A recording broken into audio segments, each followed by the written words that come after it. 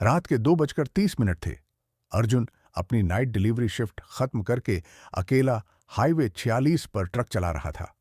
सड़क सुनसान थी, चारों तरफ घना अंधेरा। धुंध सड़क पर ऐसे फैल रही थी जैसे किसी के हाथ आगे बढ़कर रास्ता छू रहे हों। खिड़की से ठंडी हवा अंदर आ रही थी। हवा में एक अजीब सी धातु जैसी गंध थी। लगभग 10 मिनट चले होंगे कि उसे आगे कुछ दिखाई दिया। सड़क किनारे एक औरत खड़ी थी, सफेद साड़ी में, लंबे बाल चेहरे पर झुके हुए। अर्जुन ने गाड़ी धीमी की। वह न हाथ हिला रही थी, न मदद मांग रही थी। वह बस खड़ी थी, बिल्कुल स्थिर।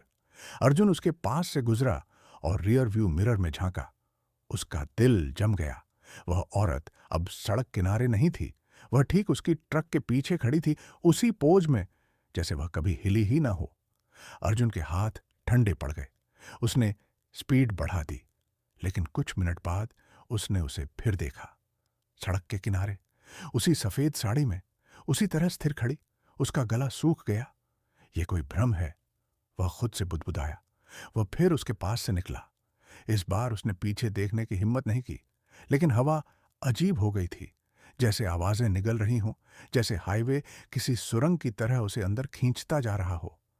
तभी अचानक ठक ठक ठक, ट्रक की खिड़की पर किसी ने थपथपाया। अर्जुन ने झट से सिर घुमाया।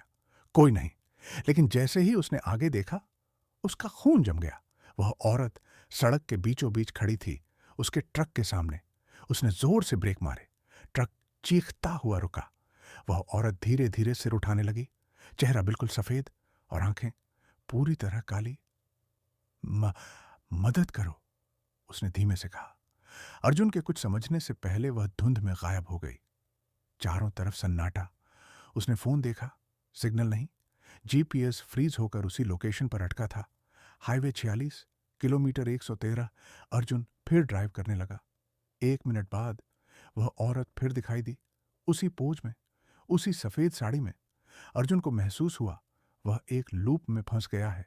चाहे जितना आगे जाए, वह उसी जगह लौट आता था, उसी औरत को देखता था, उसी फुसफुसाहटें सुनता था। अचानक ट्रक का इंजन बंद हो गया, लाइटें भी चली गईं। घने अंधेरे में किसी के कदमों की आवाज आई, खट खट खट। कंकड़ पर किसी के चलने की आवाज। कोई उसके बिल्कुल पास आया। ठंडी सांस उसके कान से लगी।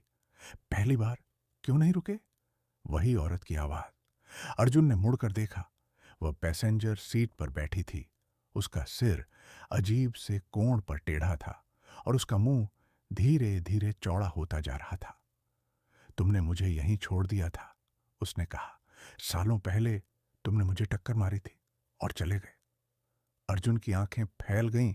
उसे याद आया, सालों पहले उसने इसी रोड पर किसी को टक्कर मारी थी और डर के मारे भाग गया था। औरत उसके करीब झुकी। अब तुम नहीं जाओगे। उसने अपना ठंडा हाथ अर्जुन की छाती पर रखा। सब काला हो गया। अर्जुन ने अचानक आंखें खोलीं। वह फिर ट्रक चला रहा था, उसी हाईवे पर, उसी धुंध में, उसी ठंड में। जीपीएस वही दिखा रहा था, हाईवे 46, किलोमीटर 113। और सड़क किनारे वही औरत खड़ी थी। लेकिन इस बार अर्जुन ने शीशे में अपना चेहरा देखा।